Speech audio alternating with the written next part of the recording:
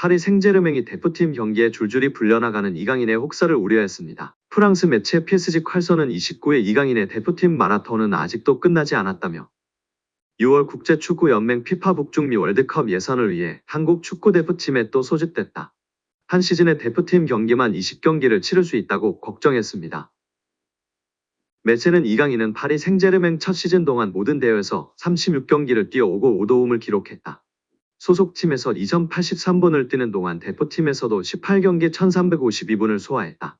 6월 월드컵 예선 2경기를 추가하면 20경기까지 늘어날 수 있다고 설명했습니다. 이강인이 참 바쁜 한 해를 보냈습니다. 지난해 여름 스페인 마요르카를 떠나 파리 생제르맹에 합류한 이강인은 새로운 팀에 적응할 시간을 충분히 부여받지 못했습니다. 군복무 해결이라는 개인 커리어에 영향을 줄 부분을 위해 이적 직후 항저우 아시안게임에 출전해야 했습니다. 더구나 아시안게임 대표팀에 합류하기 전 프리시즌에서 부상을 입었던 터라 부담감이 한층 가중됐던 시기입니다. 이강인은 아시안게임에서 황선홍의 금메달 획득에 기여했습니다. 직후 A 대표팀으로 이동했습니다. 당시 대표팀을 이끌던 위르겐 클린스만 감독이 소집해 휴식을 취하지 못했습니다. 이 시기 여론도 이강인의 동시 차출을 우려했던 만큼 이강인의 혹사 걱정은 한국과 프랑스를 가리지 않았습니다. 이후에도 이강인은 계속 대표팀을 오갔습니다. 올해 초에는 아시아 축구 연맹 카타르 아시안컵까지 열린 터라 대표팀 차출 횟수는 더욱 늘 수밖에 없었습니다. 아시안컵에서도 대표팀이 연장 혈투를 반복한 터라 이강인의 출전 시간은 대폭 증가했습니다. 이어 펀보 이강인은 아시안컵을 마치고 파리 생제르맹으로 돌아가 부상으로 고생했습니다. 아시안컵 전후로 선발 입지에도 영향을 미쳤습니다. 후반기에는 확고했던 주전 상황에 변화가 생기면서 교체를 오가는 시간이 늘었습니다. 특히 파리 생제르맹이 중요하게 여긴 유럽 축구 연맹 챔피언스리그 준결승에서는 모두 교체 출전이었고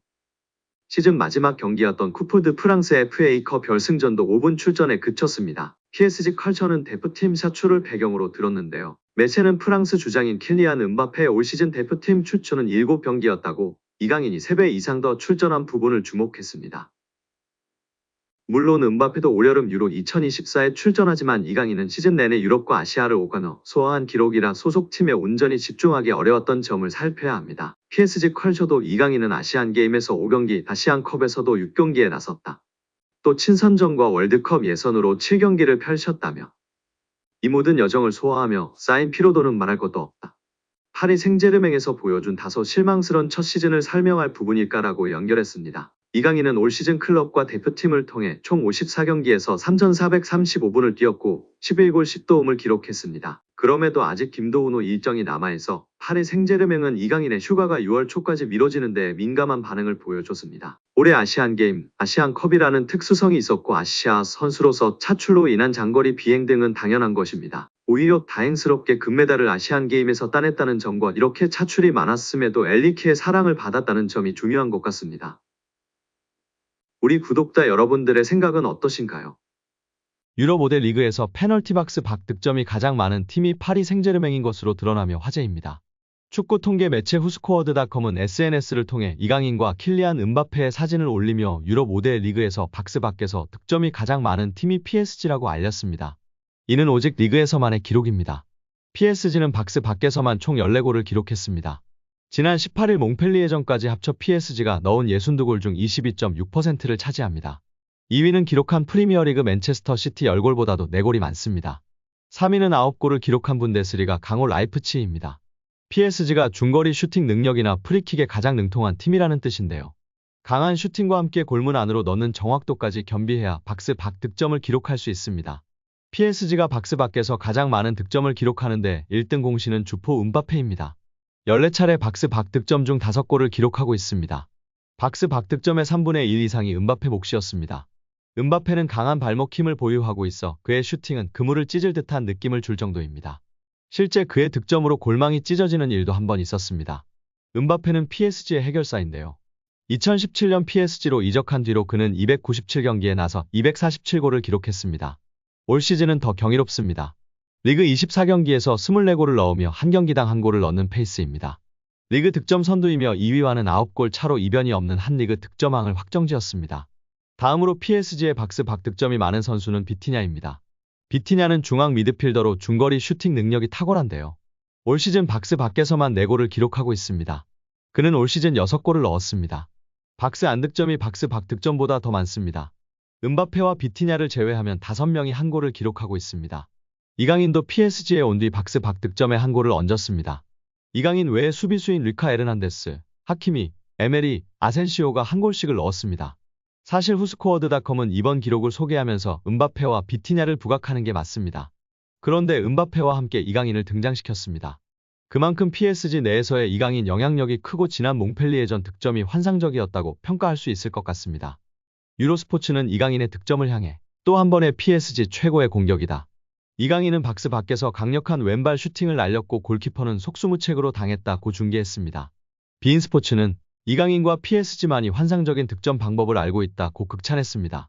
이날 이강인은 경기 시간 70분을 소화해서 두 번의 슈팅을 날려서 한 골을 기록했습니다. 특히 기대 득점값에서 0.07로 매우 어려운 상황에서도 강력하면서도 정확한 왼발 슈팅을 통해 골을 만들어냈습니다.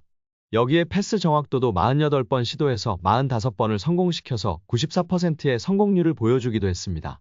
특히 상대 공격 지역에서 무려 패스 8번으로 팀 내 최다 시도로 과감하게 시도하면서 중원 사령관으로 면모를 제대로 보여줬습니다. 말 그대로 중원을 지배한 이강인 선수였습니다. 축구 전문 통계 업체 풋몹은 이강인에게 평점 8.0을 부여하면서 중원에서 보여준 이강인의 번뜩이는 모습에 대해서 제대로 인정했습니다. 레퀴프에서는 엘리케는 이강인에게 거의 완전한 자신감을 불어넣었고 그 이유를 짐작할 수 있다. 공격 전환 시 이강인은 매우 효과적인 연계를 보여주었고 이는 그의 전환 패스로 시작된 파리의 두 번째 골로 증명되었다. 또한 그의 기술로 통제적인 장면을 만들어냈다. 후반 시작과 함께 이강인은 빛났고 화려한 가마차기 슛으로 골을 기록했다. 공이 없었을 때는 불충분한 모습을 보이기도 했다고 극찬했습니다. 현지 해설에서도 지난 몽펠리에전에서는 대한민국 최고의 재능 이강인이 파리에서 꽃을 피웠다라고 극찬했는데요. 이번 두 번째 맞대결 원정 몽펠리에전에서는 현지 해설이 개인 역량이 크게 작용한 골입니다. 몽펠리에 킬러라며 극찬했습니다. 프랑스 매체 90미는 이강인의 몽펠리에전 활약에 대해 평점 7점을 부여했습니다. 이 매체는 이강인은 경기의 중심에서 빛났고 공격적으로 좋은 움직임을 보였다. 이강인의 기술 수준은 명백하고 PSG 공격진 구성에 엄청난 이점을 제공한다고 언급했습니다. 여기에 이강인의 리그앙 데뷔골이 리그앙 올해의 골 후보에 오르며 화제입니다. 리그앙은 30일 공식 SNS를 통해 리그앙 올해의 골 후보를 공개했습니다. 이강인의 득점을 비롯해 달레르 쿠자 예프, 모스타파 모하메드, 라민 카마라, 카모리 둠비아, 안드레 아예우, 에돈 제그로바, 킬리안 음바페, 테지 사바니에의 득점이 후보에 포함됐습니다. 올해의 골 후보에 오른 이강인의 득점은 리그앙 11라운드 몽펠리에전에서 나온 득점이었습니다. 당시 음바페와 이강인의 환상적인 호흡이 눈에 띄었는데요. 우측면에서 아슈라프 하키미가 땅볼 크로스를 올렸고 음바페가 뛰어 들어가면서 흘려줬습니다. 이강인이 아크 부근에서 잡았고 왼발 슈팅으로 골망을 흔들었습니다. 이강인의 슈팅은 좌측 상단에 꽂혔습니다. 득점 이후 이강인은 음바페에게 달려갔고 격렬한 포옹을 보여주며 화제가 되기도 했습니다. 당시 이강인은 득점 외에도 전체적으로 좋은 활약을 펼쳤습니다. 축구 통계 매체 소파스코어에 따르면 이강인은 62분을 소화하면서 1골을 포함해 볼 터치 73회, 패스 성공률 100%, 키패스 1회, 크로스 1회, 롱볼 2회, 유효 슈팅 1회, 드리블 3회, 지상 경합 6회, 태클 2회 등을 기록했습니다. 평점은 7.8점으로 두 번째로 높은 점수로 맹활약했었습니다. 이강인에 대한 극찬이 이어졌습니다. 프랑스 매체 풋 메르카토는 팀 내 최고 평점인 8점을 주면서 경기 최우수 선수로 선정했습니다.